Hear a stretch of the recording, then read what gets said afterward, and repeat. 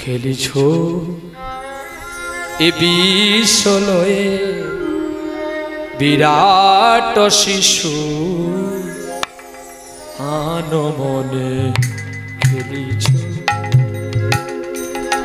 এ বিশ্বলয়ে বিরাট শিশু আনমনে খেলিছ প্রলয় সৃষ্টি তব পুতুল খেলায় নির্জনে প্রভু আসতে কোন জায়গায় নির্জন যেখানে কেউ থাকে না কি নির্জন ছাড়া নির্চিত্ত ছাড়া। আচ্ছা আপনারা প্রমাণ করে নেবেন যে ছোট্ট প্রহ্লাদের কথাটা কতটা গুরুত্ব আছে। আপনি যখন সন্ধ্যাবেলায় সারা কাজ করে এসে হাত পা ধৌত করে যখন ভগবানের কাছে একটু বসেন চোখটা বন্ধ করে, তখন আপনার মনে কি হয় যে গোবিন্দ আর কি আমি মানুষ জন্য পাবো? সারাদিন কত মিথ্যা বললাম সংসারের জন্য, তাই তোমার কাছে এসেছি পাপ খণ্ডন করার জন্য। খেলিছ এই বিশ্বলয়ে বিরাট শিশু আনমনে খেলিছ প্রলয় সৃষ্টি তব পুতুল খেলা নিরজনে প্রভু নিরজনে খেলিছ এ বিশ্বলয়ে বিরাট শিশু আনমনে খেলিছ শূন্যে মহা আকাশে তুমি মগ্ন নীলা বিলাসে শূন্যে মহা আকাশে তুমি মগ্ন লীলা বিলাসে শূন্যে মহা আকাশে তুমি মগ্ন নীলা বিলাসে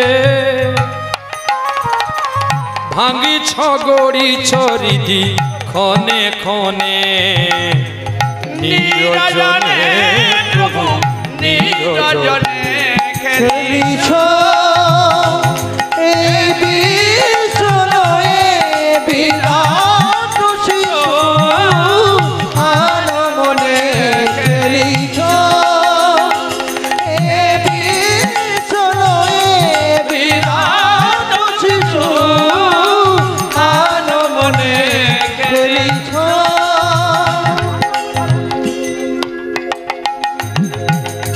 তারকার অভিশাসী খেলো না তব এ উদাসী পড়িয়া আছে রাঙা পায়ের কাছে রাশি রাশি তারকার অভিশাসী খেলো না তব হে উদাসী পড়িয়া আছে না পায়ের কাছে রাশি রাশি তারকার অভিশাসী খেলো না তব হে উদাসী পড়িয়া আছে রাঙা পায়ের কাছে রাশি রাশি নিত্য তুমি হে উদাস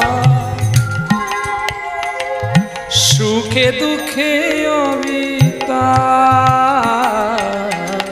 নিত্য তুমি হে উদাস সুখে দুঃখে জবিতা আজি হাসিছ খেলিছ নীতি আপন শোনে নিরজনে প্রভু নিরজনে খেলিছ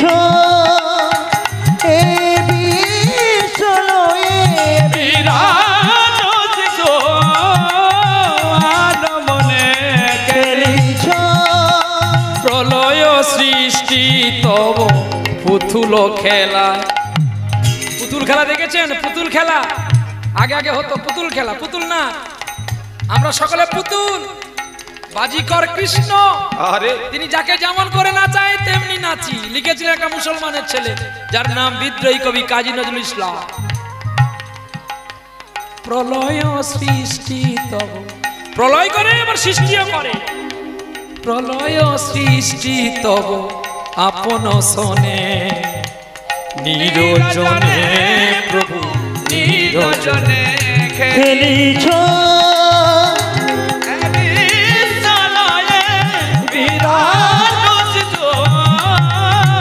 আনমনে, খেলিছ আনমনে খেলিছ আনমনে খেলিছ। প্রেম যে বলে রাধারানী কি জয়।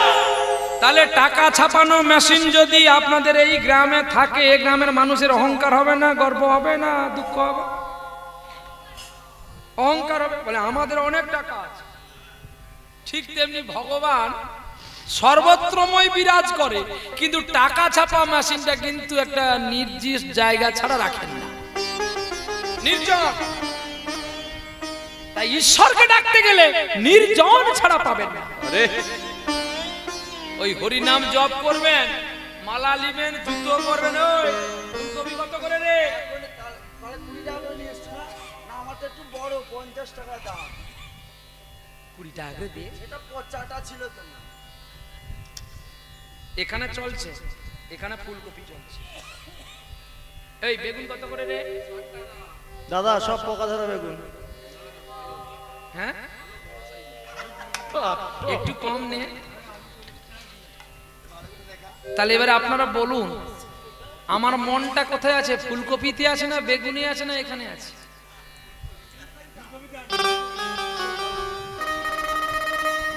এই কথাগুলো বলি বলে অনেকের প্রাণে বাজে, অনেকে আমাকে কমেন্ট লিখে দেয়। লিখতে পারো ভাই, দিল শুদ্ধ করো তো ভগবানকে পাবে। ভগবানকে ডাকতে গেলে লোক দেখানোর দরকার নাই, নির্জনে ডাকো। ভগবানের সঙ্গে প্রেম করবেন অনেক দূরে।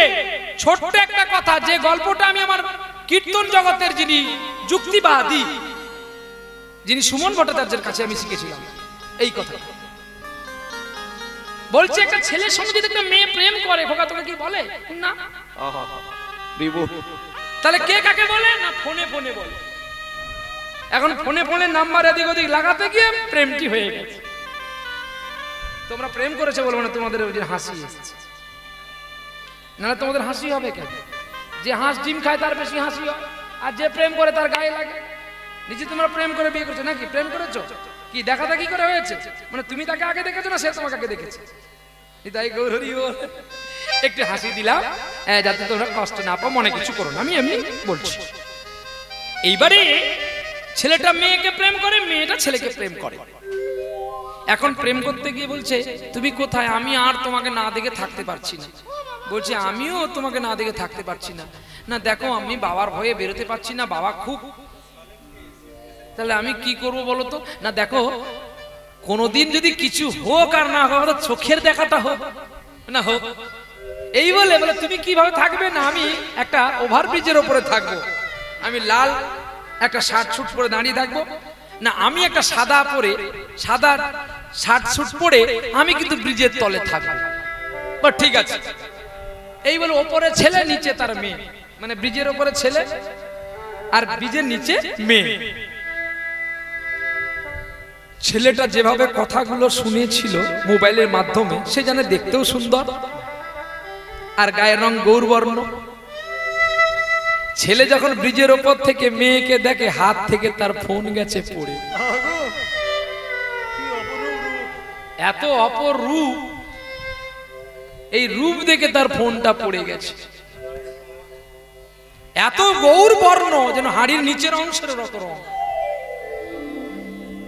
রূপময়, যাকে দেখলে আর চোখ ফেরানো যায় না বা তাকাতে ইচ্ছে করে না। আরে তাহলে প্রেমটা কিসে হয়েছিল? ফোনের মধ্যে হয়েছিল। আরে এই দুটো ফোন কে জানতো? দুটো ফোনের নম্বর দুজনেই জানতো, আর কেউ জানতো না। ঠিক তেমনি প্রেম যেমন কাউকে বলে কয়ে করা যায় না, আপনি গোবিন্দকে কি খাওয়াচ্ছেন, গোবিন্দ আপনার কাছে কতক্ষণ খাচ্ছে, এটা কাউকে বলা চলবে না। বলে বাবা কে খাইয়েছিল একটু বলবে কি? ভক্ত রঘুনন্দন খাইয়েছিল শিখণ্ড পাঠে। কি খাওয়াইনি? খাইয়েছিল ভক্ত প্রহ্লাদ, খাইয়েছিল ধ্রুব মহারাজ। বলুন এদের কথা তো মিথ্যা নয়। আর খাইয়েছিল আপনার বাড়ির কাছে একটা মেয়ে যার নাম পদ্মাবতী, যে নিজে রান্না করে গোবিন্দকে খাইয়েছিলেন। জয়দেবের বেশ ধরে গোবিন্দ খেয়েছিলেন। তাহলে পদ্মাবতী তো শুধু লিখতে পারতো আমার হাতে ভগবান খেয়েছে, আমার হাতে ভগবান খেয়েছে, কিন্তু নাম মালালি হলাতে না। আপন ভজন কথা না কইও যথা তথা, আপনি আপনা রে আপনি হও সাবধান। এখন বাবাজি হরিনাম গাইতে গাইতে চলছে, আমার মন চলো যাই ভ্রমণে, ওরে কৃষ্ণ অনুরাগের বাগান। আমার মন চলো যায় ভ্রমণে, কৃষ্ণ অনুরাগের বাগানে। ও সেটা শীতল কবি হবি প্রাণ জুড়াবি রে, ওরে আনন্দ সম্মিলনে কৃষ্ণ অনুরাগের বাগানে। আমার মনে চলো যাই ভ্রমণে, কৃষ্ণ অনুরাগের বাগানে। বাবাজি বাবাজি হরিনাম গাইতে গাইতে চলছে, দেখে একটা কত সুন্দর মেলা বসেছে। আহা, মেলা দেখতে ঢুকেছে বাবাজি, আর বদনে কৃষ্ণ নামে বন্ধ করে না। দেখতে পেল আকাশে ঘন মেঘে হয়ে গেছে। ওমা গোবিন্দ আমায় কৃপা করে, গোবিন্দ আমায় কৃপা করো, গোবিন্দ আমায় কৃপা করে, গোবিন্দ আমায় কৃপা করো। এখানে গোবিন্দ কি কৃপা করবে? বলে ঠাকুর গো, ওগো আমার ঠাকুরের ঠাকুর, দয়াল ঠাকুর, যদি এখনই বৃষ্টি হয় মেলাটা নষ্ট হয়ে যাবে, নষ্ট হয়ে যাবে। আমাকে যদি তুমি ভালোবাসো, আমার একটু কথা শোনো, যেখানে মেলা বসে না সেখানে একটু বৃষ্টি দাও, যাতে এত মানুষের আনন্দ না নষ্ট হয়ে যায়। বাবাজি চিন্তা করলো আমি এখান থেকে পালিয়ে যাই। এই বলে বাবাজি হাতে লাঠি নিয়ে কাঁধে ঝোলাই আছে, আর কৃষ্ণ অনুরাগের বাগান খুঁজতে চলছে। বলে গোবিন্দ আমি যেখানে থাকবো তুমি সেখানে বৃষ্টি দাও, এই মেলার ক্ষতি করো না। আমার মন চলো যাই ভ্রমণে, কৃষ্ণ অনুরাগের বাগানে। একবার মন চলো যায় ভ্রমণে, কৃষ্ণ অনুরাগের বাগানে। এ দেখে তিনজন নাম মালিক, ভাইরে একজন সাহেব, একজন উড়ে, একজন বাঙালি।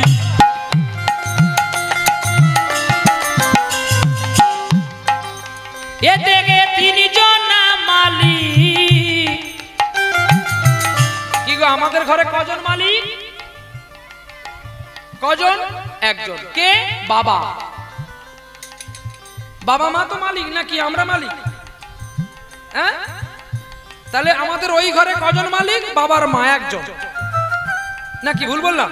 তাহলে আমাদের এই ঘরে মালিক কজন? এই ঘরে মালিক তিনজন।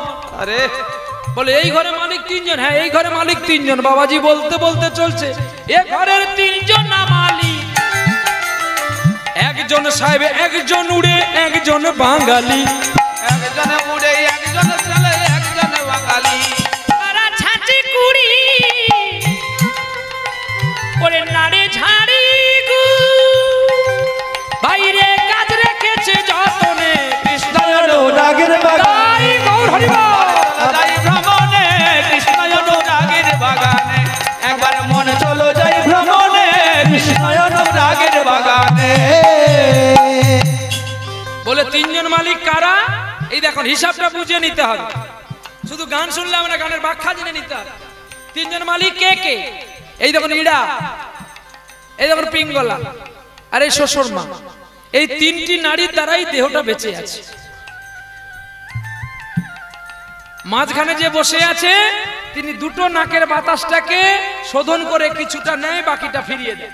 রাধে রাধে। তাহলে তিনটি নারী, তিনটি দেবতা। কে কে? এই ঘরের মালিক তিনজন। কে কে? না, প্রথমে বাবা, তারপরে মা, আর এইখানে মধ্যস্থলে বসে আছে বিষ্ণু নারায়ণ। এদের তিনজন মালিক, একজন উড়ে, একজন সাহেবে, একজন বাঙালি। আজও পর্যন্ত দেখাতে পারবেন কোন দেশের অন্য ধর্মের মানুষ আমার দেশের প্রধানমন্ত্রী হয়েছে? কিন্তু আমার দেশের হিন্দু অনেক দেশের প্রধানমন্ত্রী। এই জন্য আমরা খাঁটি বাঙালি।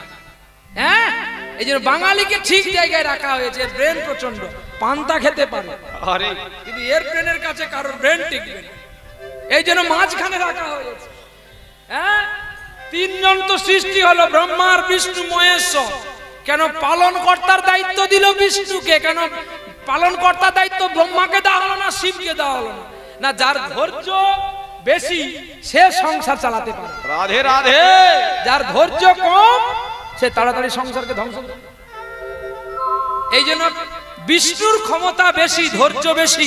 এই জন্য বিষ্ণু হচ্ছে পালন কর্তা, আর সংহার কর্তা শিব, আর সৃষ্টিকর্তা ব্রহ্মা।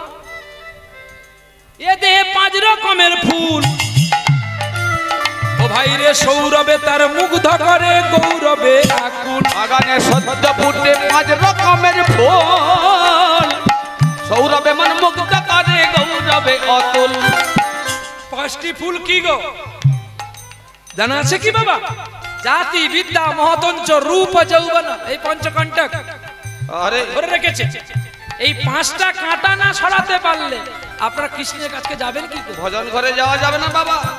ভজন ঘরে যেতে গেলে আপনাদের কাঁটার বেড়া সরাতে হবে।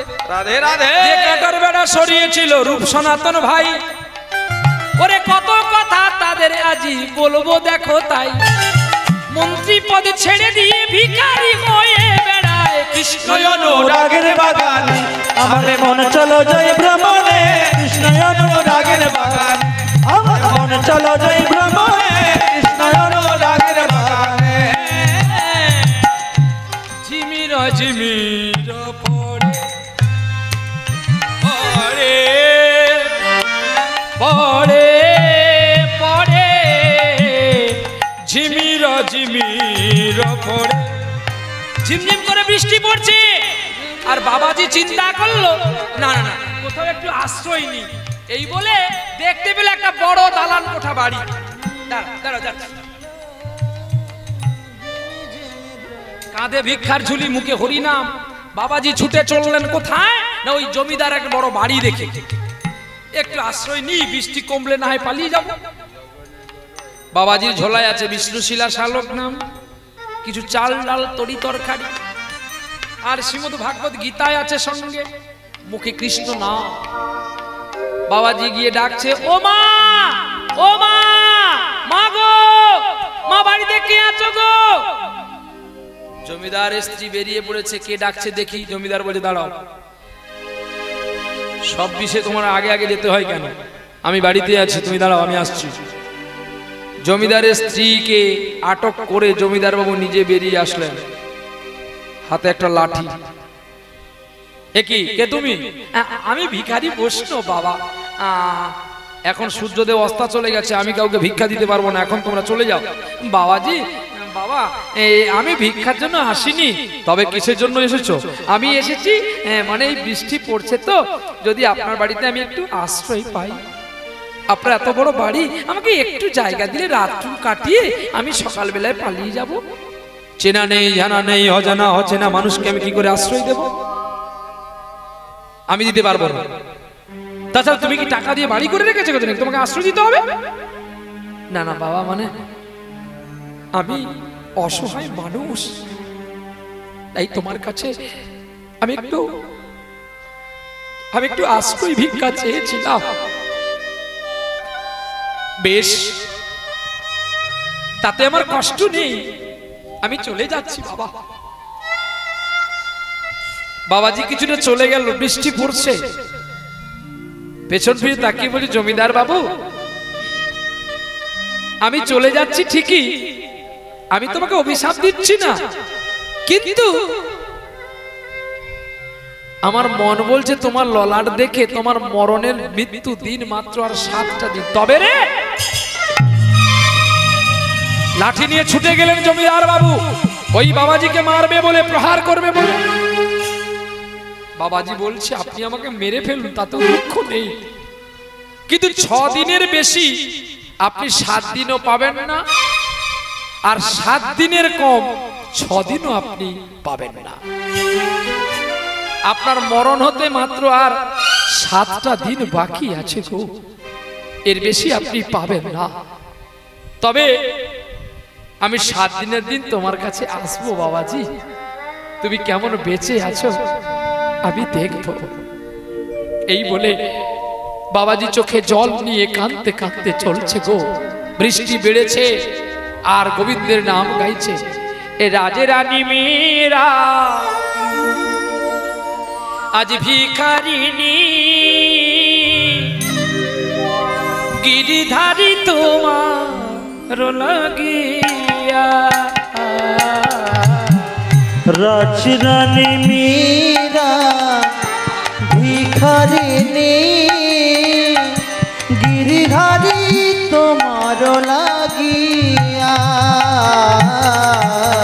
পথে পথে ফিরি উদাসিনী, হরি নামের ভিক্ষা মাগিয়া গো, গিরিধারী তোমার লাগিয়া। রাজরানী মেরা ভিখারিনী, গিরিধারী তোমার লাগিয়া। এসো এসো গিরিধারী, এসো এসো তুমি বংশীধারী, আজ মীরা কাঁদে তোমার প্রাণে চাহিয়া গো, গিরিধারী তোমার লাগিয়া।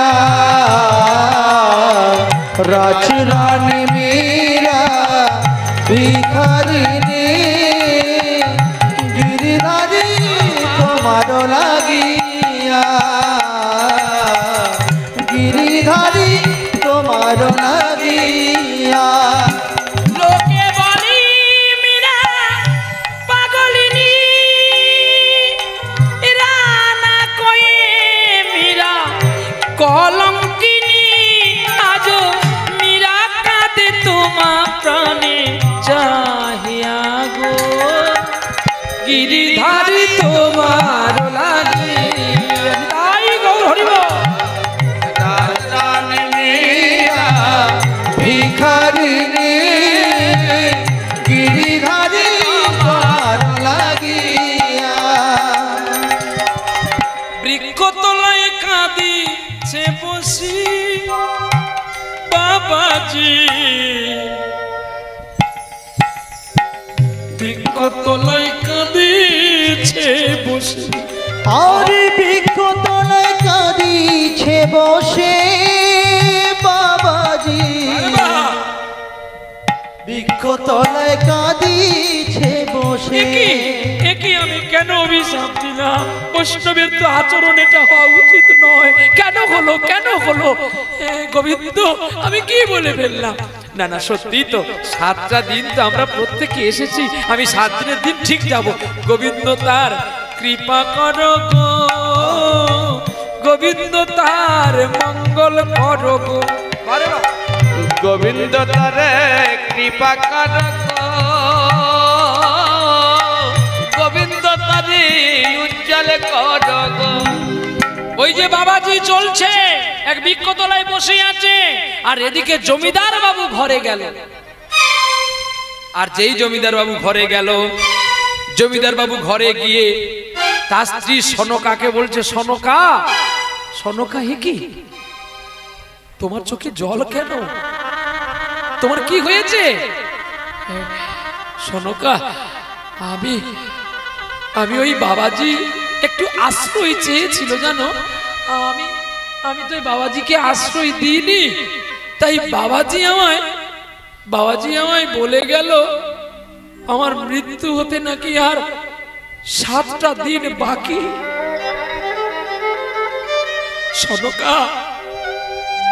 সনকা গো,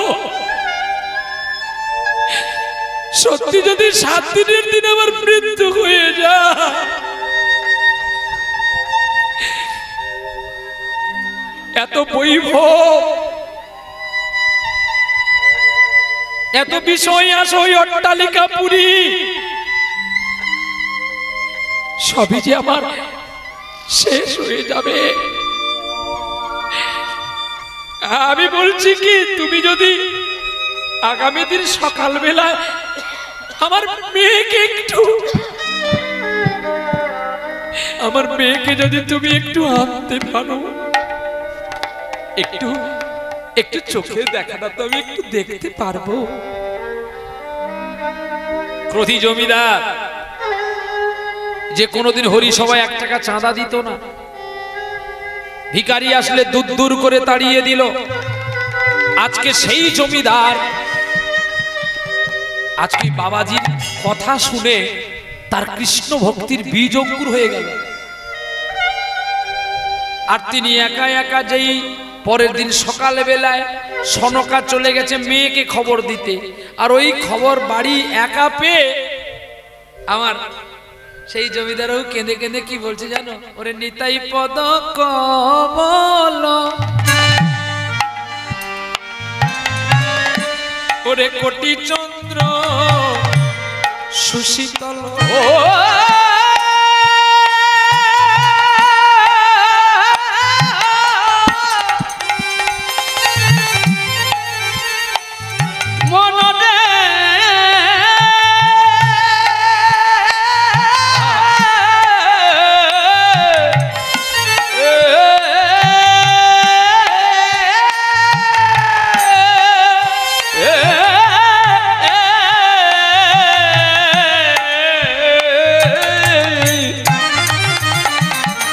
আমার নিতাই পদ কমল,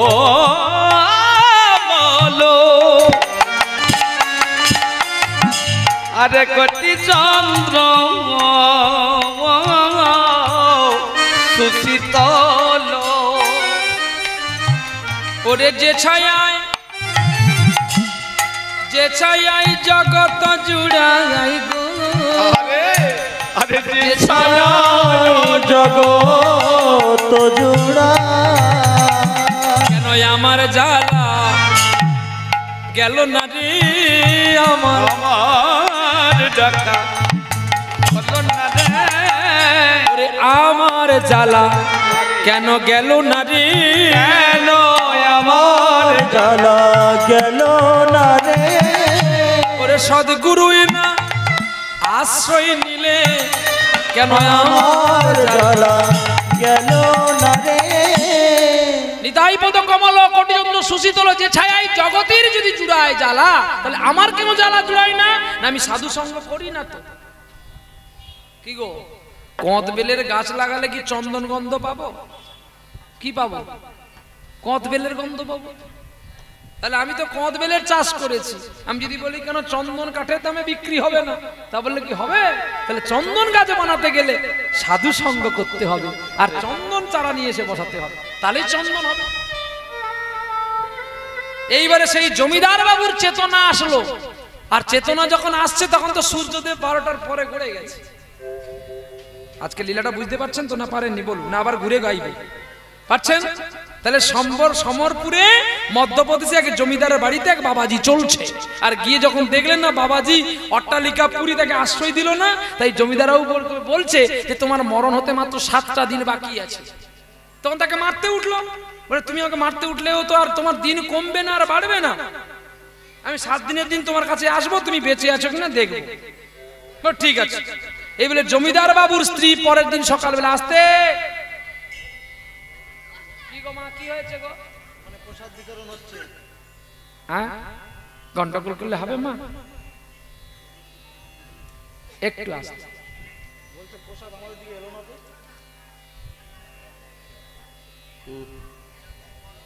কি গো মা, আজকে লীলা শুনছো না শুধু ছোলা খাচ্ছ?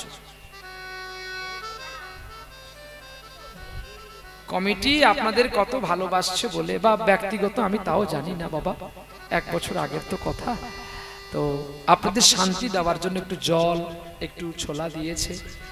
এটা কত সাধুবা কি, তার পর্ণকুটিরে যা ছিল তাই আপনাদের দিয়েছে। তাহলে আপনাদের কর্তব্য কি? তাকে আশীর্বাদ করা, যেন তার বাড়িতে যুগ যুগ হরিনাম হয়, এবং আমাদের নীরবভাবে সহ্য করা, শুনে নেওয়া। না আমি পেয়েছি, আমার ছেলে কেন পায়নি? এই জন্যই তো গন্ডগোল। শুধু খেতেই তো এলাম, কি দিলাম? কিছু দিতে পারলাম? আমি আপনাদের খাওয়ার জন্য যে বলছি এটা না, আমরা শুধু নিলাম হাত পেতে, কিন্তু কি দিলাম? সারাটা জীবন শুধু নিতেই শিখেছি, না দিতে শিখলাম।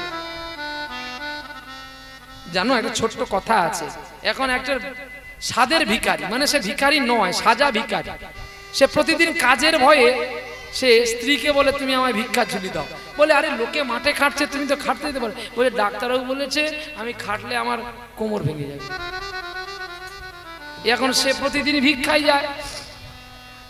এখন সে বলছে ঠাকুর তুমি কি আমার একটু দুঃখ দেখতে পাওনি? আমাকে একটা সোনার ইট যদি তুমি দিয়ে দিতে, আমি আর কোনোদিন তোমার কাছে চাইতাম না।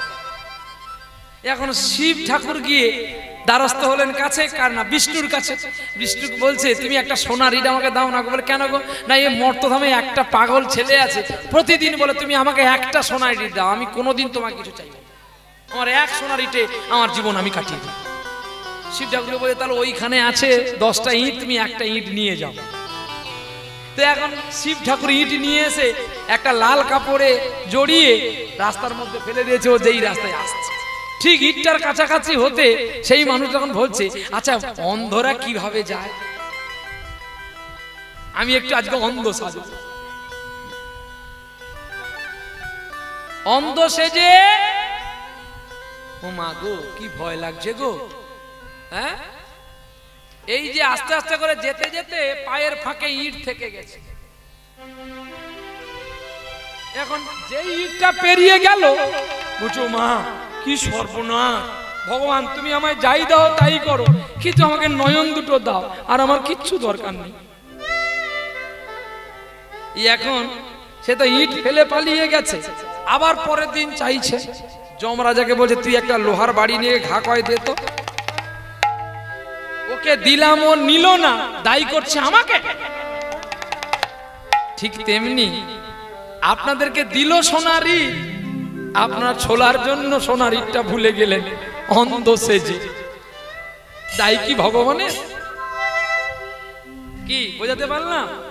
ভগবান সোনার ইট দিল, আজকের যিনি দাতা তিনি কৃষ্ণ নাম। সোনার চেয়েও মানে সোনার চেয়ে যদি আরো অধিক মূল্য হয় সেটা কৃষ্ণ নাম, কৃষ্ণ নামের সমতুল্য কেউ নয়।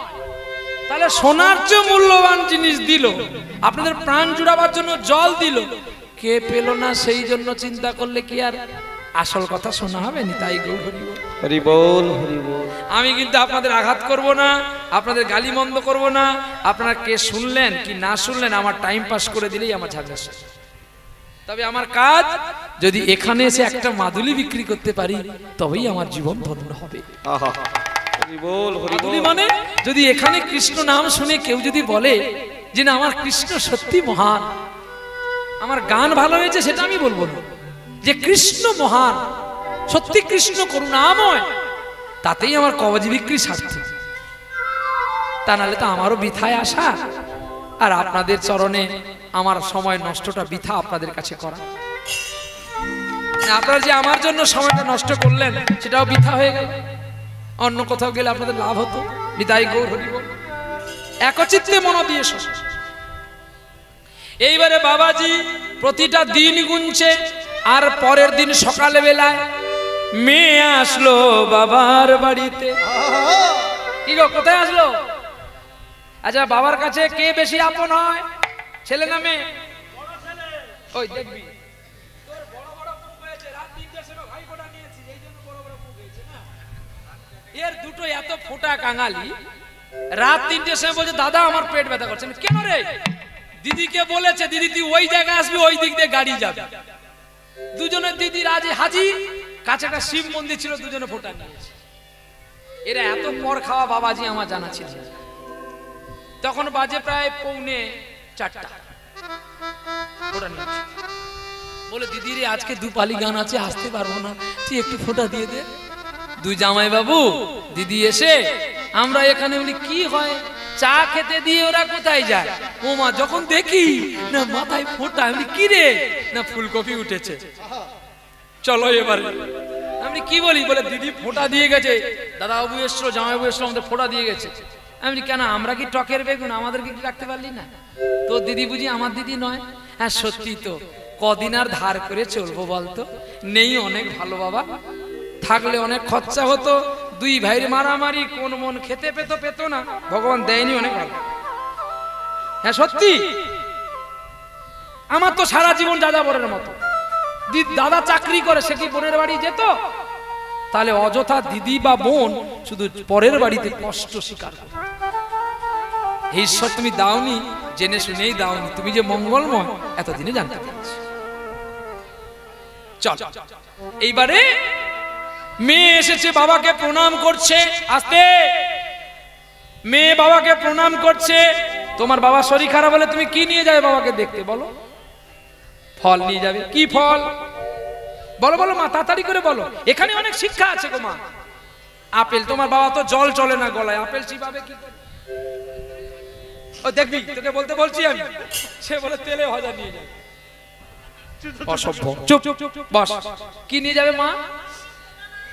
ব্যাস, আরো একটা আছে কিন্তু এখন খুব রস, 100 টাকা কিলো, মৌসুমি। সেটা কে বলবে? আমি বলবো? পাগলি। কি গো, যখন বাবা খেতে পারতো তখন কিন্তু কেউ নিয়ে গেল না। যেই বাবার গলায় জল যাচ্ছে না, তখন ছেলে মেয়ে নাতি নাতনি সকলে ফল নিয়ে চলছে। আচ্ছা লক্ষ্যটা কাকে? বাবাকে। খাবে কে? আমরা। যুক্তিটা মিলছে তো নাকি? বাবা যদি জল না খেতে পারে, তাহলে বাবার জন্য আপেল নিয়ে যাচ্ছি, বাবা খাবে? তাহলে লোককে দেখিয়ে নিয়ে যাচ্ছি বাবার জন্য আপেল, খাবো শুধু আমরা। লোকে ব্রত করে আপেল খায়, আজকে ব্রত না করেই খাবো। আর অমনি বাবার কাছে মেয়েটাকে, মানে তুমি না, মানে তোমার মতো যে মেয়েটা আজকে এসেছে, সে এসে কিভাবে কাঁদলো বাবা গো। বলি আমারে আশা আর হবে না, আমার আশা আর হবে না, ওগো পিতা, ওগো পিতা, আমার আশা আর হবে না। কেন কেন তোর আশা কেন হবে না? না বাবা গো তুমি চলে গেলে আমার আর আশা হবে না, তোর মা থাকবে। মেয়ে এনেছে বাবার জন্য একটা মাখার সন্দেশ, আর এনেছে একটু ফল। বলছে বাবা আমার কেন আশা হবে না জানো? তুমি বিয়ের কিছুদিন পরে আমাকে বলেছিলে না আমার নাতি হলে আমাকে সোনার হার করে দেবে। বাবা গো, দুই দাদা চাকরি করে, মা রান্না বান্নার ডিউটি করে, তুমি জমিদার, তুমি আমাকে পরের বাড়িতে বিয়ে দিয়ে দিয়েছো। তুমি যদি আজকে হার না আমাকে করে দিয়ে যাও, তুমি তো 7 দিন পরেই মারা যাবে। দাদার বৌদি তো আমাকে হার করে দেবে না। তুমি যার হাতে আমাকে তুলে দিয়েছো, তুমি যদি ওর কাছে কথাটা না বলতে, তাহলে কথাটা গোপন থাকতো। তুমি তো তোমার জামাই বাবুর কাছেই বলেছো আমার নাতি হলে সোনার হার করে দেবে। তো বাবা তুমি যদি চলে যাও, আমার কি আর আশা থাকবে যে সোনার হার পাবো? বাবা চিন্তা করলো, কথাটা তো সত্যি, আমি তো কথা দিয়েছিলাম। আ দন্তে সয়াকার আর আ তালবে সয়াকার, আমরা যে আশা করছি কেবলমাত্র ক্ষণিকের জন্য, আর তালবেশ যখন পৌঁছে যাবে আমাদের কাছে, তখন আর সময় নাই, এবার আমাদের পালিয়ে যেতে হবে।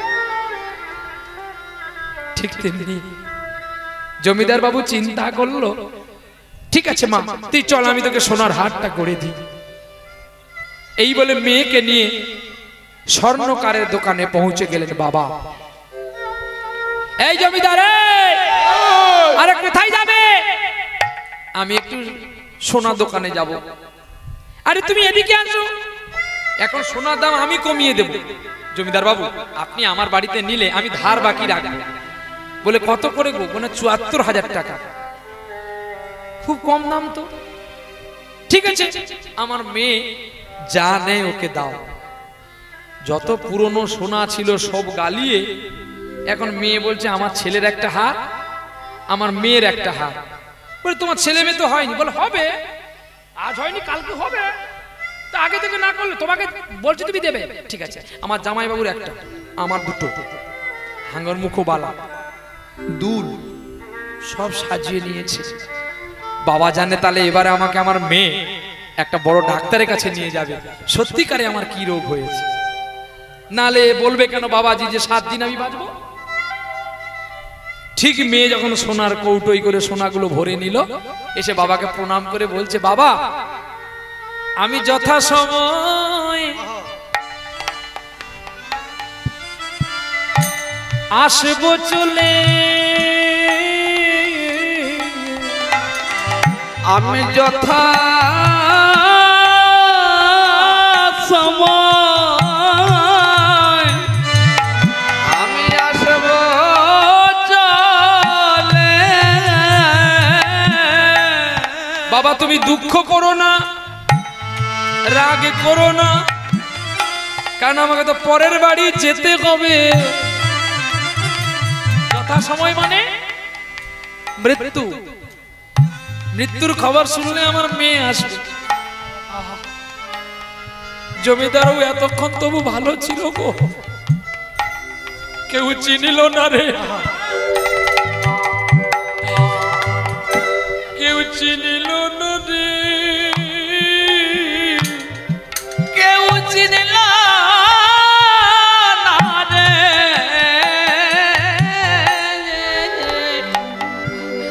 কেউ চিনিল না রে।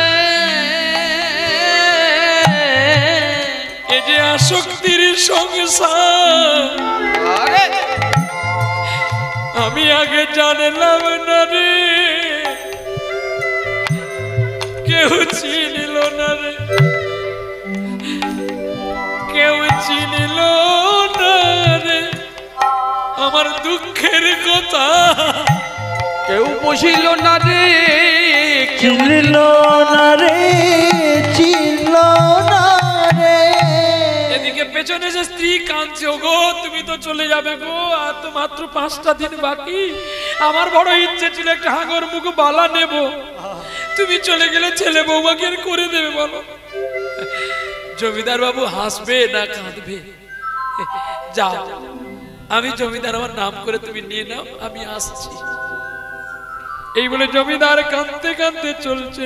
ওগো বলিয়া তোমারে সংসারে আসিয়া পেনা না বিধুবতা, ও ভুলি যা তোমারে সংসারে আসিয়া পেটে না বিধ।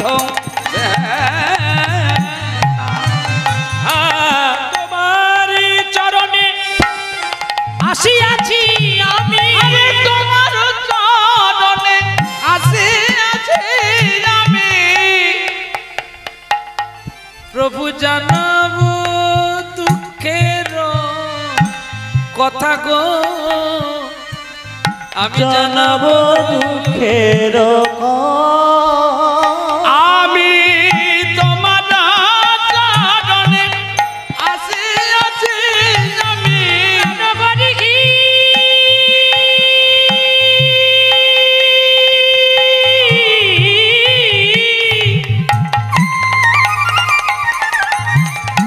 ওগো দয়াল করি আমায়,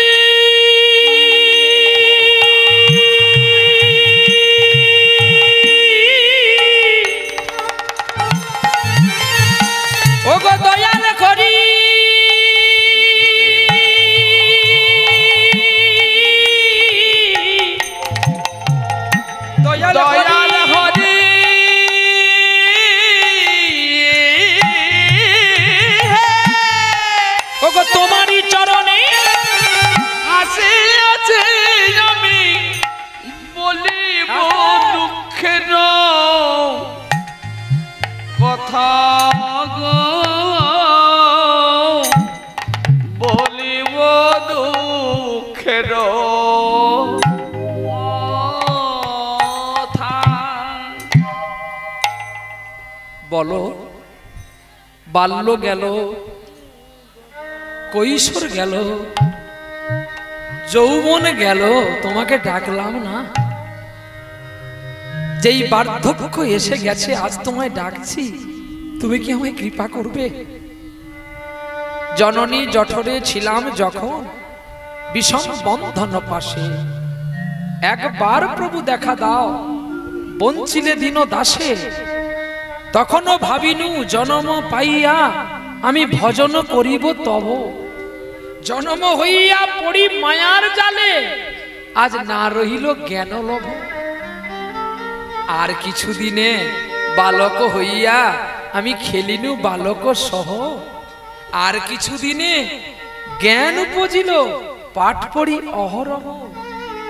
এবার বিদ্যার গৌরবে ভ্রমে দেশে দেশে ধনয় পরিজন কৌরি, স্বজন পালন করে যাক মনে, ভুলিনু তোমার হরি। তাহলে আমরা কাকে ভুলে গেলাম? ঈশ্বরকে ভুলে গেলাম, পরম পিতাকে ভুলে গেলাম। তাহলে যদি আমরা পরম পিতাকে ভুলে যাই, আমরা ঘর খুঁজে পাবো? ঘরের মালিককে যদি না খুঁজে পাই, তাহলে রুম খুঁজবো কি করে? যিনি ঘরের মালিক, রুমের মালিক, মালিককে খুঁজতে হবে। মালিককে খুঁজলেই তো আমার কত নম্বর রুমে বাড়ি। মাথায় না, মাথায় না, মাথায় না।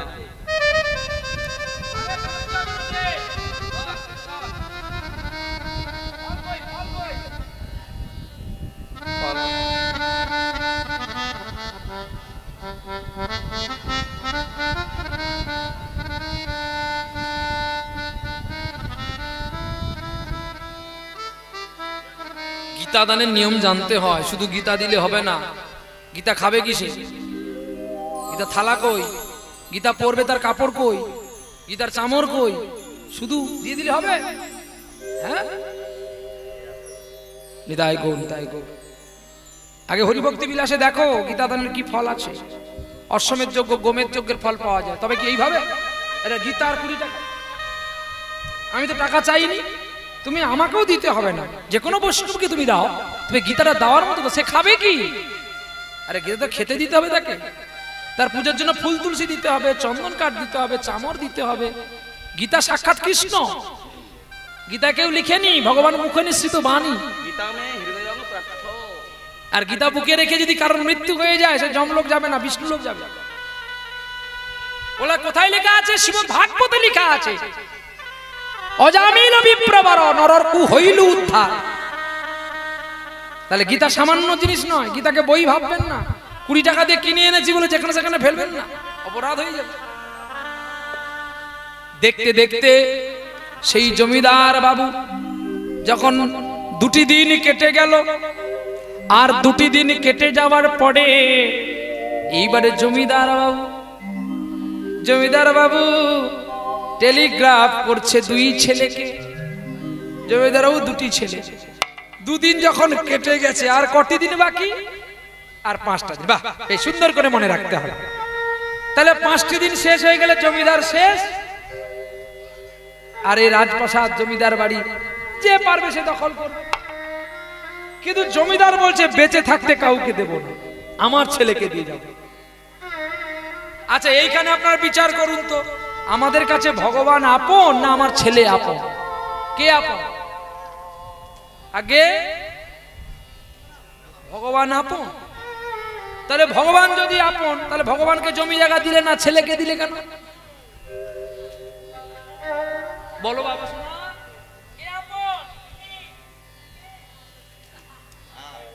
ঠিক তো, মরেছিস তো।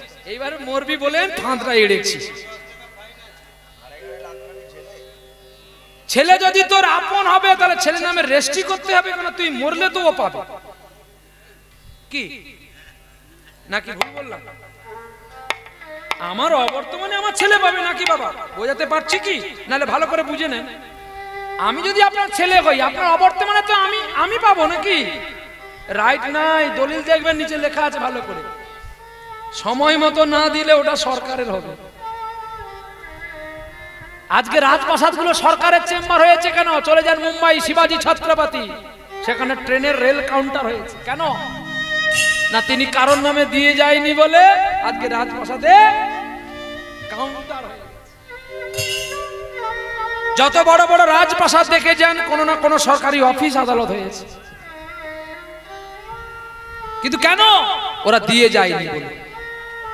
তাই সরকারের নিয়ম এটাই আছে যে তোমার অবর্তমানে যদি তুমি কাউকে না দিয়ে যাও, তুমি চলে গেলে ওই সম্পত্তি সরকার বাহাদুর দখল করতে পারবে। তাহলে এখানে পরিষ্কার বোঝা গেল ছেলে কিন্তু তোমার আপনজন নয়। কি? তাহলে আপনজন যদি হতো তাহলে আমি তাকে আবার রেস্ট্রি করতে হবে। তাহলে বিশ্ব চরাচরে আপন বলতে শুধু ভগবান। আমরা 100 বিঘে জায়গা এক ছেলের নামে করলাম, কই 1 বিঘে জায়গা তো রেখে গেলাম না যে আমাদের এই গ্রামে যদি কোনোদিন হরিবাসর হয়, আমার ভিটেতে আমাদের হরিবাসর হবে, আমি গ্রামকে এই জায়গাটা হরিবাসরের নামে দিয়ে গেলাম। কি? এই দেখো পান্নালাল গেয়ে গেছে, কত সুন্দর কথা। যার জন্য মরছো ভেবে, সে কি তোমার সঙ্গে যাবে? যার জন্য মরো ভেবে ভেবে,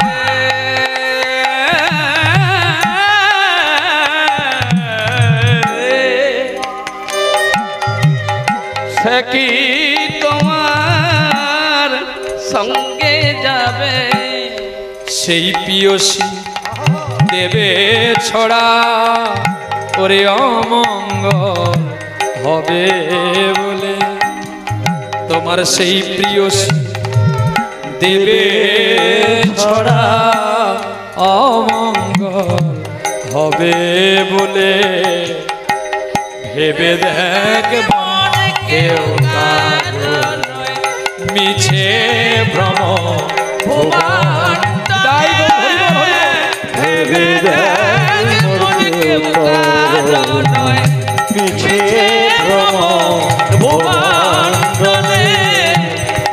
পিছে আজকে এইখানে প্রহ্লাদের আপন কে? সঙ্গী না আপনারা? কে কে গো? এখানে আপনই হচ্ছে না আপনারা। রাধে রাধে। আপনারা যদি না আসতেন তাহলে এই সঙ্গীত কাকে শোনাতাম? 2-4 দিনের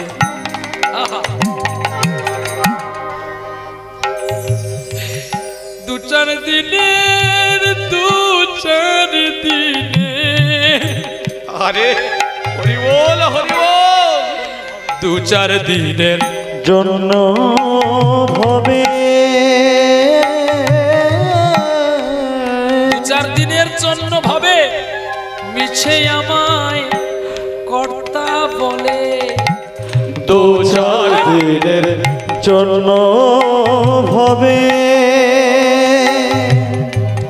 কর্তা বলে।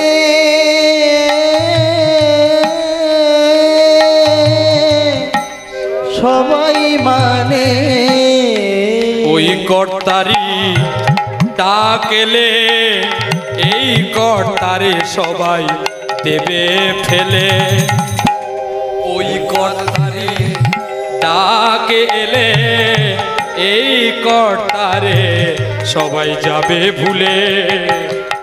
ওরে ভেবে দেখ মনে কেউ কারো নয়, মিছে ভ্রম ভুবন তলে। ভেবে দেখ মনে কেউ কারো নয়, মিছে ভ্রম ভুবন তলে। ভেবে দেখ মনে কেউ কারো নয়। ভেবে দেখ কেউ কারণ নয়, একমাত্র বিষ্ণু। যদি কিছু পাবি তাহলে ভগবানের জন্য রেখে যা।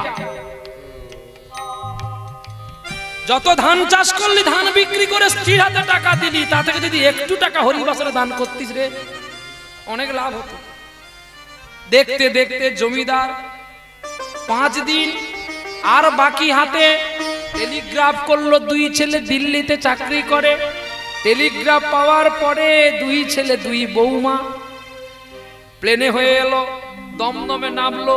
দমদম থেকে গাড়ি ধরে, এটা কি গ্রাম, কেওড়াতলাতে পৌঁছে গেল। হ্যাঁ, নামলো কোথায়, ঢোসার হাটে। আর নালে এদিকে নামতে হবে আপনাদের ওই, হ্যাঁ কোথায়, করাবেরিয়ার হাট কিংবা জীবনতলার হাট বা জীবন মন্ডলের হাট, নিতাই গৌর হরি বল। এইবারে আসার সময় কিন্তু দিল্লি থেকে 5 পেটি আপেল কিনেছে। বলি কেন না, সকলে জানবে। বৌমা বলছে কি গো তুমি এত আপেল কিনলে কেন? না তুমি জানো না, সারা গ্রামের মানুষ জানবে আমি বাবাকে কত ভালোবাসি।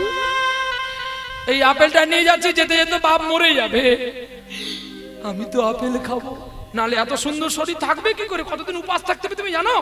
আমার একটা মাত্র বোন, 2টো ভাই, 1 কিলো আপেল 1 কিলো শসা নিয়ে চলে আসবে, এতে হয় নাকি জল খাওয়া? কি সুন্দর কাহিনী দেখো, ভালো লাগছে। মায়াবদ্ধ জি, উদ্ধারটা পাবে, সময় তো শেষ, উদ্ধার তো করতেই হবে, তা নাহলে কি আর আপনারা আমাকে ছেড়ে দিবে? উদ্ধারটা করতে হয়। 12 কিন্তু বেজে গেছে, এবার উদ্ধার করতে হবে। পরবর্তী সম্প্রদায়কে প্রস্তুতি নিতে বলুন, আমরা এবারে আমি উদ্ধার করে দিয়ে বিরাম করব। এইবারে সেই কর্তা, পারাপারের কর্তা যিনি, তিনি এখন কৃষ্ণ নাম, হরি নাম, মধুর নাম গাইছে। কে না, ওই পারাপারের কর্তা। কে গো? ওই যে বাবাজি, ওই যে বাবাজি বলে গিয়েছিল, বাবাজির সংশয় হচ্ছে আজকে 4টি দিন হয়ে গেল, আর হাতে কটি দিন, আর মাত্র 3টি দিন, মানে 5 দিন তো বাকি ছিল। তাহলে ছেলে আর বৌমা 2 দিন সময় নিল আসতে, তাহলে কদিন হয়ে গেল? 3 আর 2 5, হাতে কদিন আছে? 2 দিন, মানে এখনো আজকের দিনের অর্ধেক হয়েছে, তাহলে আজকের দিনটা নিয়ে আর 3 দিন বাকি। তাই ছেলে বৌমা যখন দুপুর বেলা আসলো, মা এখন রান্না বান্না করে ছেলে বৌমা নাতি নাতনিকে, আর নাতি পাওয়ার পরে বুড়ো, মানে এই যে বুড়ি, বুড়ো আর বুড়ি দুজনে ছিল তো, বুড়ি বুড়োকে দেখো ভুলে গেল, ওরে বুড়োকে দেখো ভুলে গেল, বুড়োকে দেখো ভুলে গেল, বুড়িকে দেখো ভুলে গেল। ও বাবা তোমার কি হয়েছে? না না আমার কিছু হয়নি খোকা, একটা কথা বলি শোন, আমার তো কেবলমাত্র একটা বাবাজি এসেছিল, তাকে আমি আশ্রয় দিইনি বলে সে আমাকে বলে গেছে আমার 7 দিনের দিন মৃত্যু। তো খোকা সত্যি যদি 7 দিনের দিন আমার মৃত্যু হয়ে যায়, তাহলে আমার তো সকল সম্পত্তি সব নষ্ট হয়ে যাবে।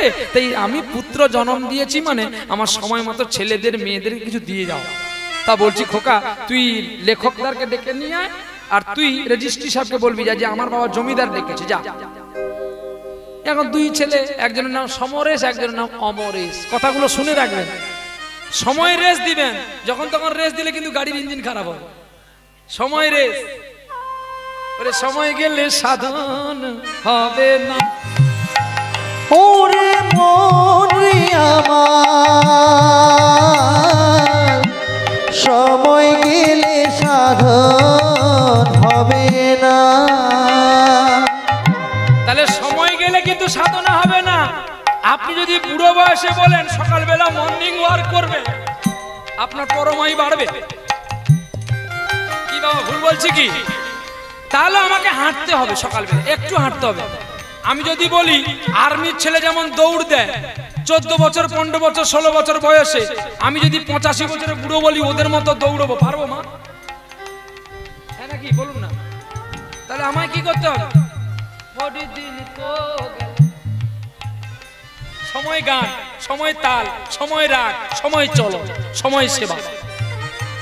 শরীর একই, চোখ না কান না সবই আছে, কিন্তু তাল সময় বুঝে তোমাকে চলতে। আরে দিনে থাকিতে দিনে সাধন কেন করলি না মনে রে কেন করলি না সময় গেলে সাধন হবে না ওরে মনে সময় গেলে সাধন হবে না দিন থাকিতে দিনের সম্মান কেন করলি না? এইবারে ওরে জানো না মন খালে বিলে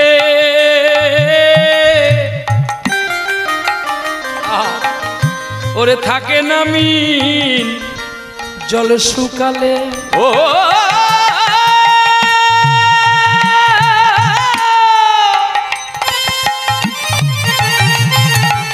ওরে মন রে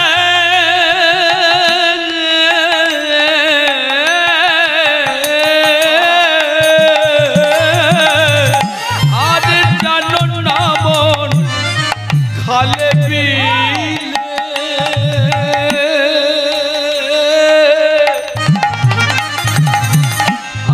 থাকে নামি জল শুকালে। যেই লেখক আর রেজিস্ট্রি সাহেব এসছে স্ত্রী এখন বলছে দেখো একটা কথা বলবো বলে কি তুমি যদি সব দুই ছেলেকে দিয়ে দাও আমার জন্য কি করলে? জমিদার বাবু পক্ষ এক একটা করে বুঝে নিচ্ছে যে বাবাজিকে আমি একটু আশ্রয় দিলাম না। বাবাজি বলে গিয়েছিল যে তোমার কি আছে আমি 7 দিনের দিন এসে পরিচয় নেব, তোমাকে কতখানি তোমার পরিবার ভালোবাসে আমি সেদিন দেখে নেব। এখন জমিদার নিজে নিজে হওয়া করছে সত্যি তো এরা তো কেউ আমাকে ভালোবাসে না, মানে আমার নামে যেটুকু আছে ওইটুকু নেওয়ার জন্য সকলে কি ভাই বন্ধু দ্বারা পুত্র পরিজন স্বার্থ সাধনের তরে সবাই আপনজন। ওই স্বার্থ হানি হলে সকলে তোমারে লাঞ্ছনা গঞ্জনা দেবে অনুক্ষণ। আর এটাই জানবেন যারা খুব যাদের সঙ্গে বেশি আপনার ব্লাডের সম্পর্ক হবে তারাই বেশি আপনায় ব্যথা দেবে, তারাই তোমার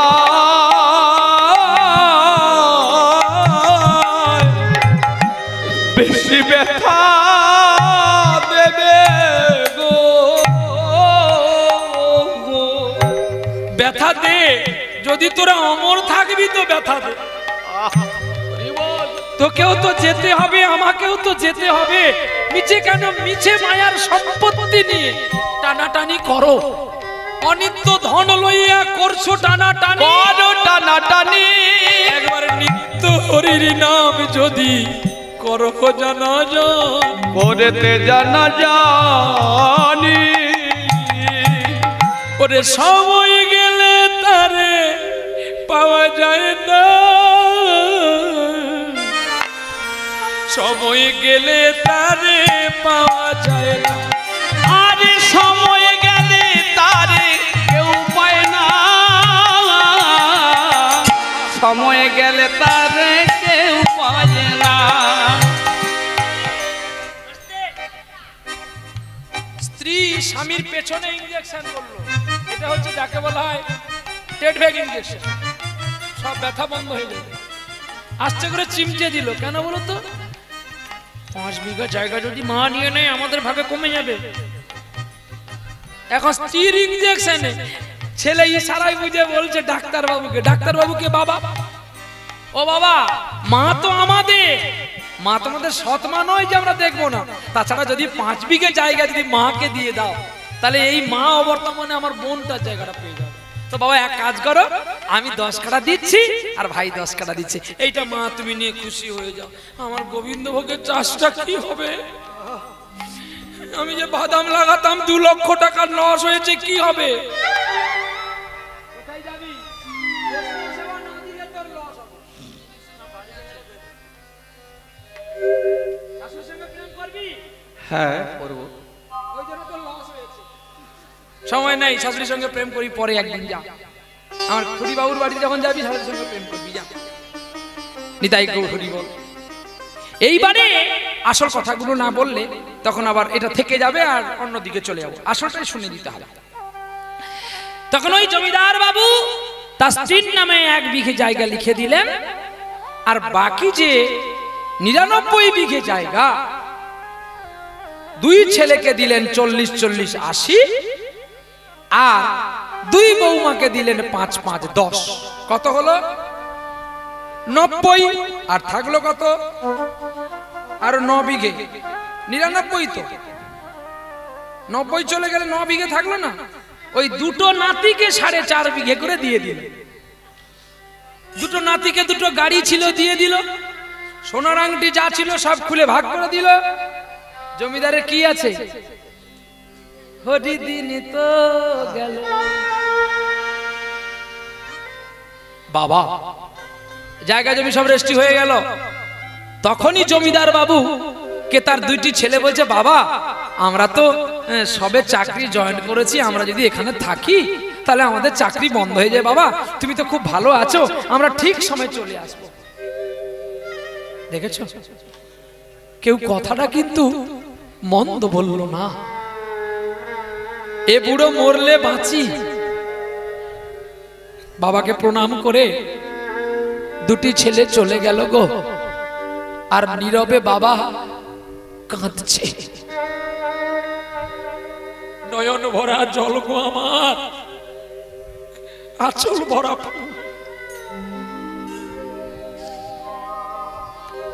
2টি ছেলে যাওয়ার আগে এই চালতা বেরিয়ে মোড়ে 2টো রিক্সাওয়ালাকে ডাকলো। এই রিক্সাওয়ালা, ওই আরে দাঁড়িয়ে আছিস কেন? আরে না তোমাকে না, ভয়ে পড়ে গেছে। তুমি কি রিক্সা আছে নাকি তোমার? ভয় লাগে। আর আপনারাও সেদিকে ঘুরে দেখছেন। এটাই গৌর হরি। রিক্সাওয়ালাকে ডাকলো জমিদারের ছেলে। হ্যাঁ বাবু বলুন। আমার বাবা গত পরশুদিন সকাল বেলায় মারা যাবে। তোরা এক কাজ করবি, আপনাদের এখানে শ্মশান কোথায়? গোড়েরহাট নাকি? গোড়েরহাট। বাহ, তাহলে আমার মনে আছে। এটাই গৌর হরি। সকাল বেলায় তোরা 3 জনে মিলে যাবি, 2 রিক্সা কাঠ নিবি আর একটা খালি রিক্সা নিয়ে যাবি। বলে কেন বাবু? বলে 2 রিক্সায় কাঠ যাবে, একটা রিক্সা আমার বাপ যাবে। হিসাবটা বুঝিয়েছো তো? 2টো রিক্সায় কাঠ যাবে, একটা রিক্সা আমার বাবা যাবে। তোরা আমার বাবার সৎ কাজ করবি, আমরা ওখান থেকে আসবো। দিল্লি থেকে আমাদের আসতে সময় লাগবে, এসে বাকি টাকা তোদের দেব। এই বলে টাকা কিছু দিয়ে 2 ছেলে তো দিল্লি চলে গেল। এখন ঠিক 3 দিনের দিন সকাল না হতে হতে রিক্সাওয়ালা সাইরেন দিচ্ছে, মরায় আছে কোন ঘরে, মরায় আছে বলো কোন ঘরে, বলো মরায় আছে কোন ঘরে, মরায় আছে কোন ঘরে। এই মরা আছে কোন ঘরে এটা হবে সকালবেলা হচ্ছে। তার আগে রাতে বেলা কি হয়েছে জানো? বুড়িকে ডাকছে, বুড়ি রে আজ রাত চলে গেলে আমার মৃত্যু, একটু আমার কাছে আয় না, একটু কৃষ্ণ সেবার কথা বলবি। বুড়ি বলছে ঢং হয়েছে, তোমার মরণ হতে আমার কি?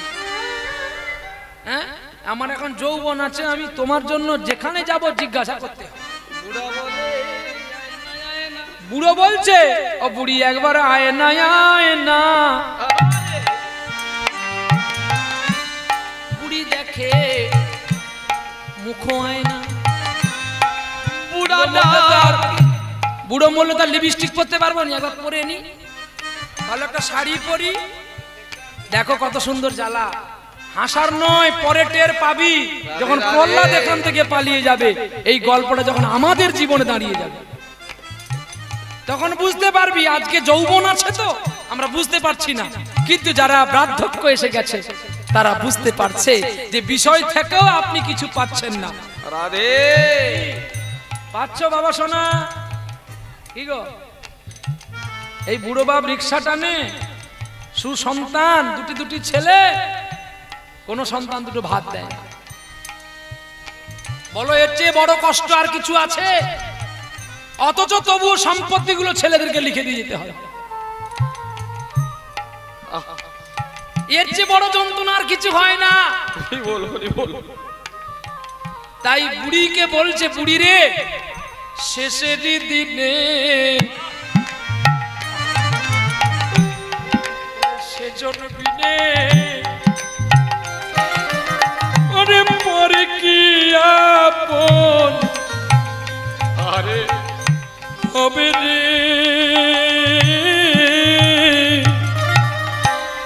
শেষের দিনে সেজন বিনে ও মন পরে কি আপন হবে রে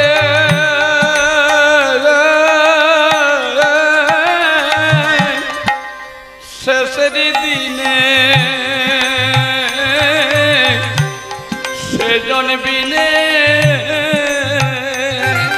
ওরে যৌবনেতে ওরে নাচিনিয়া যৌবনেতে তোমায় নাচিনিয়া কাঁদিয়ে একানে শেষের দিনে সেজন বিনে। এই যেমন আপনাদের কাছে কালীপদ বাবু বসে আছে, সারাটা জীবন ভিক্ষা করে তার একটু হরিবাসর করার জন্য, কিন্তু কিছু সমাজ আছে তাকে নিরুপায় করে দেয় যে কীর্তনে তিনি বলে রাখে সে লজ্জায় কাঁদে গোবিন্দের কাছে, তার কথা কেউ শোনে না। ঠিক তেমনি বাবারে বার্ধক্য হয়ে গেলে আমাদের কোনো দাম নেই রে। তাই যখন আমাদের দাম নাই এই সংসারে থাকার চেয়ে একটু গোবিন্দের সংসারে ডুবে যাই না। রাই গৌর হরি বল হরি বল। কি বাবা এই লীলাটা করে আমি আপনাদের ভুল করলাম, আপনাদের কাঁদিয়ে দিলাম না গো, আমি বড় অপরাধ করলাম, আপনাদের মতো শুদ্ধ ভক্তের নয়নে জল ঝরিয়ে দিলাম। কি গো মা চোখে জল কেন? আমি জানি যত কাঁদবি তত পরিষ্কার হবি। আরে বাবা নদীতে যত জোয়ার উঠবে তত ময়লা যাবে রে। আরে বাবা যদি জোয়ার না আসে ময়লা কখনো বের হয় না। শেষের দিনে সেজন বিনে ও খেপা পর কি আপন হবে শেষের দিনে সেজন বিনে। বুড়িকে ডাকছে, বুড়ি একবার আয় না রে, আমরা দুজনে মিলে স্বামী স্ত্রী মিলে একটু হরে কৃষ্ণ নাম করি। হরে কৃষ্ণ হরে কৃষ্ণ কৃষ্ণ কৃষ্ণ হরে হরে হরি বল হরি বল। দরজা লাগিয়ে দিল, বুড়ো আছে অন্য ঘরে, বুড়ি আছে আরেক ঘরে। হরে রাম হরে রাম রাম রাম হরে হরে হরে কৃষ্ণ হরে কৃষ্ণ, সবাই মিলে কৃষ্ণ কৃষ্ণ হরে হরে হরে রাম হরে রাম রাম রাম হরে হরে হরে কৃষ্ণ হরে কৃষ্ণ কৃষ্ণ কৃষ্ণ হরে হরে হরে রাম হরে রাম রাম রাম হরে হরে।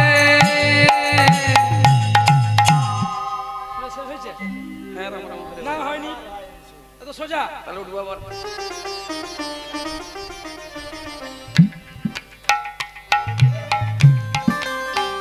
এত তো সুর মাথায় থাকবে কি করে? সারাক্ষণ যদি শাউরির কাছে প্রেম করে করে মরি, তোর আর সুর থাকবে কি করে? ছোট্ট করে কাজ দাও, বেশি ডিউটি করতে হবে না। বেশি ডিউটি করলে বেশি ভুল হবে। ছোট্ট ডিউটি করে দাও, আসক্তি থাকুক সুরের প্রতি, রাগের প্রতি, প্রহ্লাদের প্রতি আসক্তি থাকুক, আবার ডাকবে। আর সব যদি খাইয়ে দিই যা ডাকবে। হরে কৃষ্ণ হরে কৃষ্ণ কৃষ্ণ কৃষ্ণ আরে হরে হরে হরে রাম হরে রাম রাম রাম হরে হরে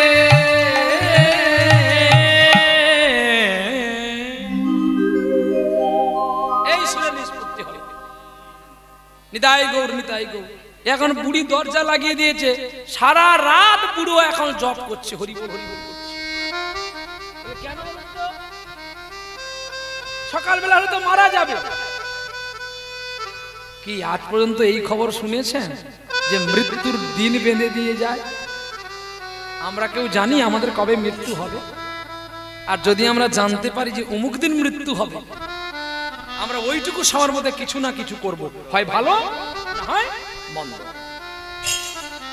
কিন্তু আজকে জমিদার বাবু বুঝতে পেরে বিষয় সম্পত্তি থেকে, বিষয় বিষ থেকে সরে গিয়ে কৃষ্ণ নামের অদরামৃত পান করছে সারা রাত ধরে।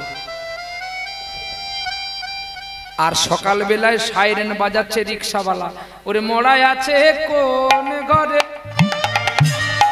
মড়ায় আছে কোন ঘরে, মড়ায় আছে কোন ঘরে। কে রে? মড়া আছে কোন ঘরে?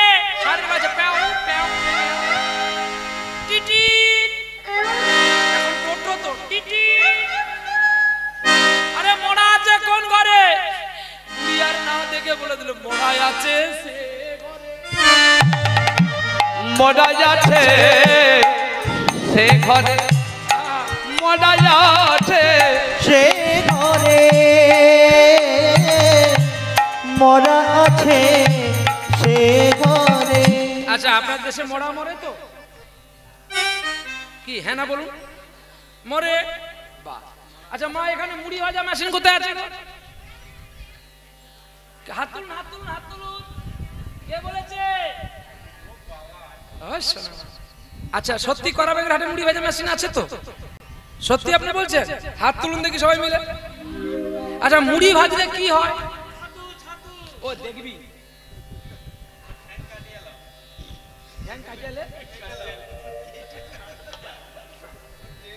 কি গো, মুড়ি ভাজলে কি হয়?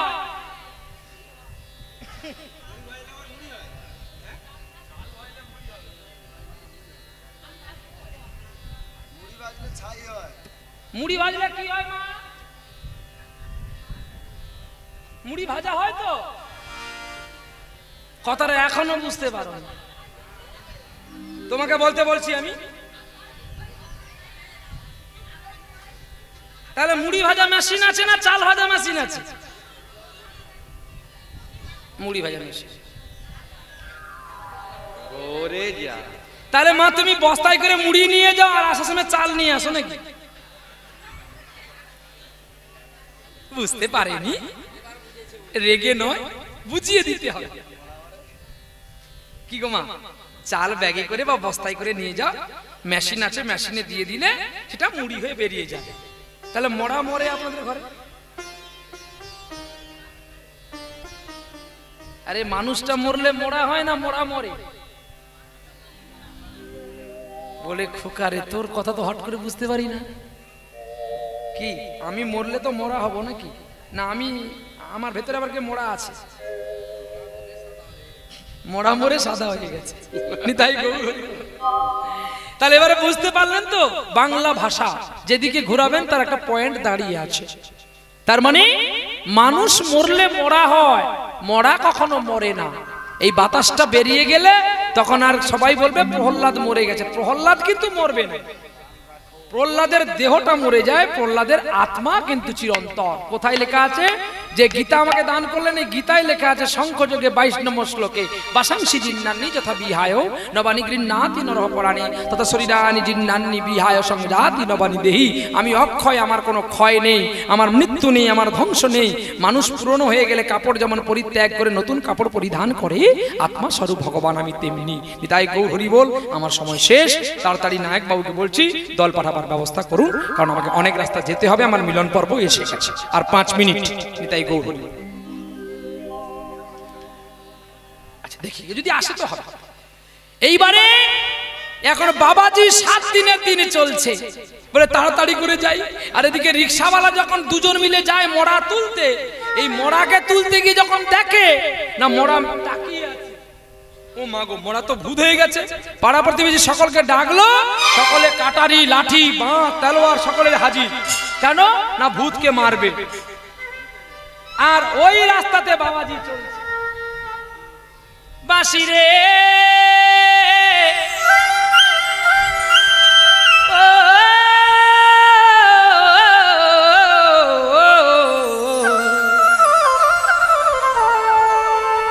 ও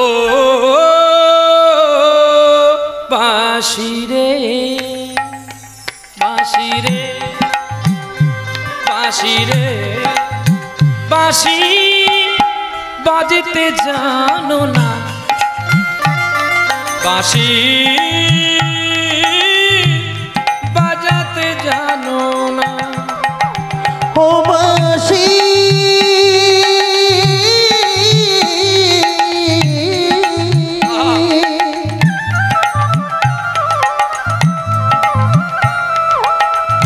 বাঁশি জানো না,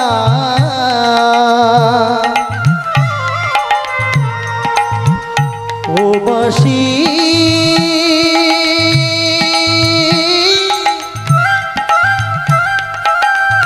বাঁশি জানো না। তুমি পুরুষেরই,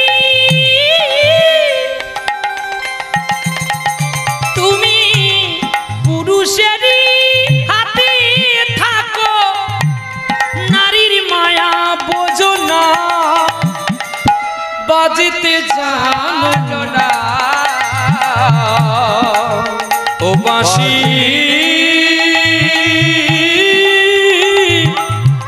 বাজাতে জানো না, ও বাঁশি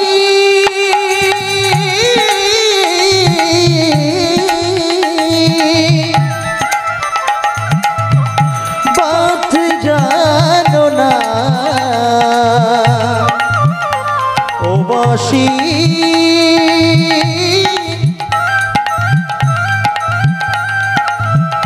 বাঁশি জানো না।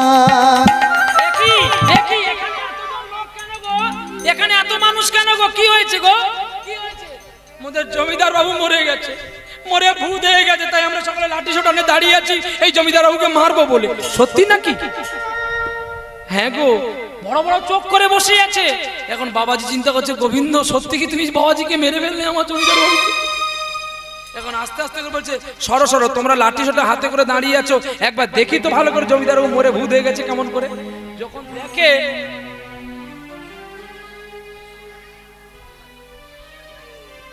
চোখটা পেশা মারছে একটু একটু করে, তখনই চিন্তা করলো আমি এদেরকে একটা কথা বলি আর জমিদারকে একটা কথা বলবো। বলে এই যে তোমরা যারা লাঠি হাতে করে পালাচ্ছ তাদের কিন্তু ভূত দেখে নিয়েছে, কালকে তোমাদের গলা টিপে মেরে ফেলবে। কেউ যাবে না, সব লাঠি তলোয়ার ফেলে দাও, রাস্তা ছেড়ে দাও, আমি ভূতটাকে ধরে নিয়ে যাই। লাঠি সোটার দ্বারাই ভূতকে মারা যায় না, ওকে ধরতে গেলে মন্ত্রের দ্বারাই ধরতে হয়। তাই জমিদার বাবু কাছেই বাবাজি আস্তে আস্তে করে মন্দিরের ভেতরে প্রবেশ করলেন। গিয়ে বলছে, জমিদার বাবু তুমি বেঁচে আছো তো? বলো না। আহা, জমিদার বাবু বাবাজি দুটি চরণ জড়িয়ে বলছে, গো আমার কি আর মাঝে তুমি লুকিয়েছিলে, দেখতে আমি পাইনি তোমায় দেখতে আমি পাইনি। তুমি আমার কাছে এসেছিলে, আমাকে একটু আশ্রয় চেয়েছিলে, আমি তোমায় দিইনি। জমিদার বাবু, এই বিষয় সম্পত্তি আমার কিচ্ছু নেই, আমি সব হারিয়েছি গো। আরে আমি বাঘিনী পানে চোখ মিলেছি, বাহিনী পানে আমার হৃদয় পানে চাইনি আমার হিয়ার মাঝে লুকিয়েছিলে, দেখতে আমি পাইনি তোমায়, দেখতে আমি পাইনি। ওগো বাবাজি, আমি তোমাকে চিনতে ভুল করেছি। ওগো বৈষ্ণব ঠাকুর, আমাকে এই কষা কারাগার থেকে তুমি আমায় নিবৃত্তি করে মুক্তি করো। আমার বলিতে প্রভু আর কে গো নাই, তুমি যে আমার গো পিতা বন্ধু। আমার বলিতে প্রভু আর কেহ নাই, তুমি যে আমার যোগ পিতা বন্ধু।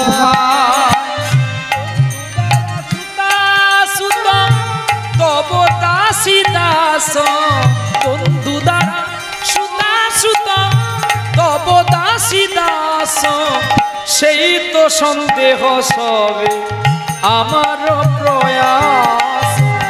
আমার বলিতে আর কেহ নাই, তুমি যে আমার যোগ পিতা বন্ধু ভাই।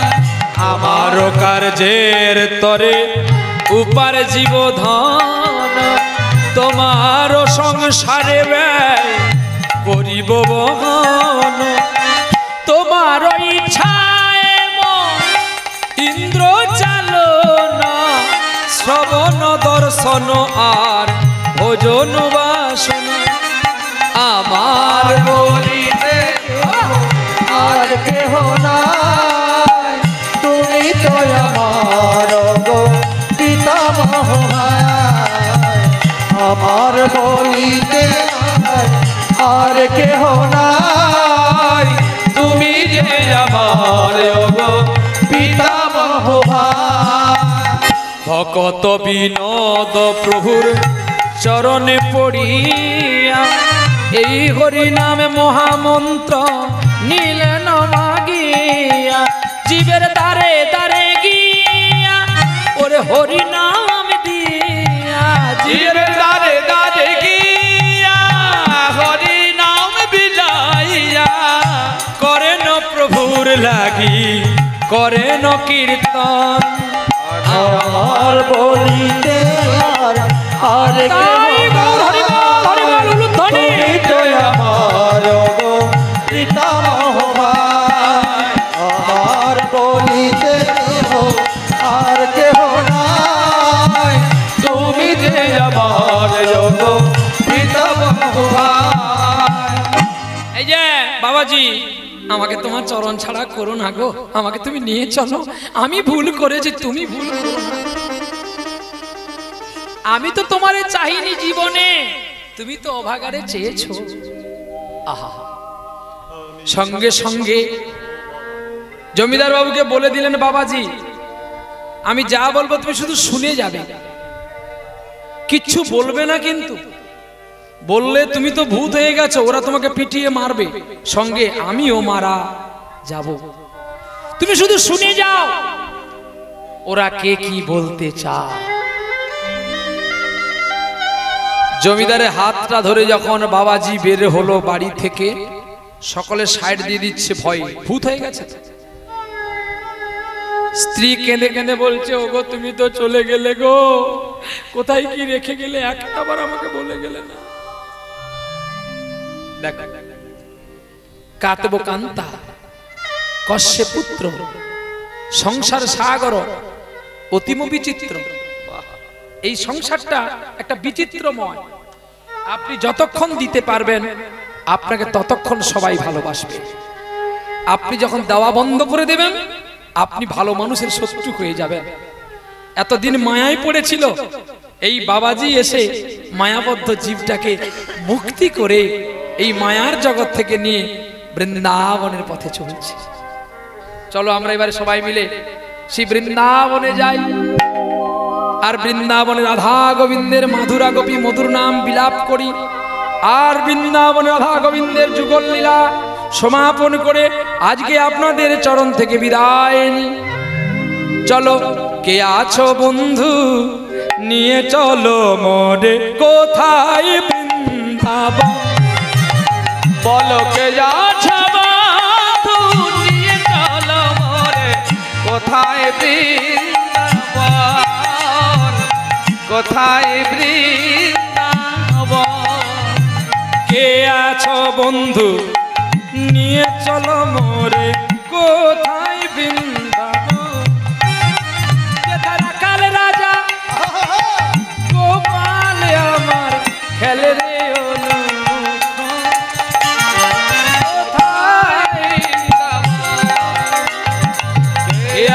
বন্ধু নিয়ে চলো মোরে কোথায় বৃন্দাবন।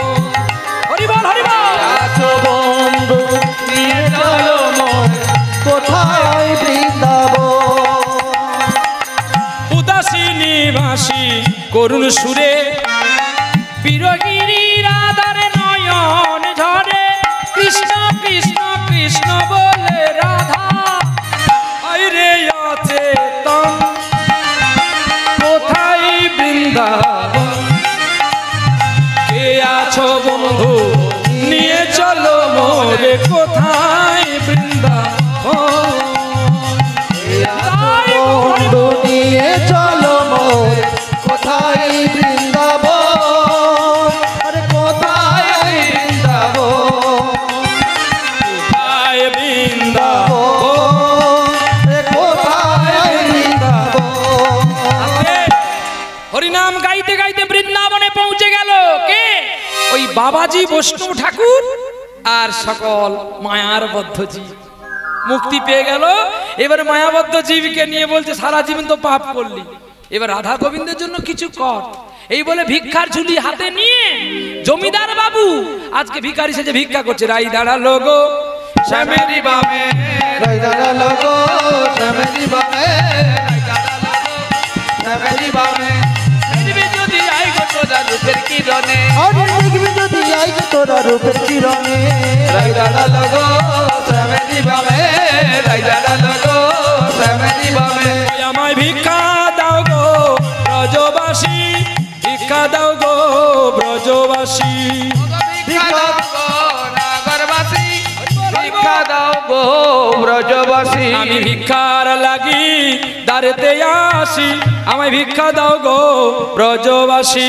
আরে ভিক্ষার লাগি দাঁড়েতে আসি, ভিক্ষা দাও গো ব্রজবাসী। ওগো আমার মাসি পিসি, ভিক্ষা দাও গো ব্রজবাসী।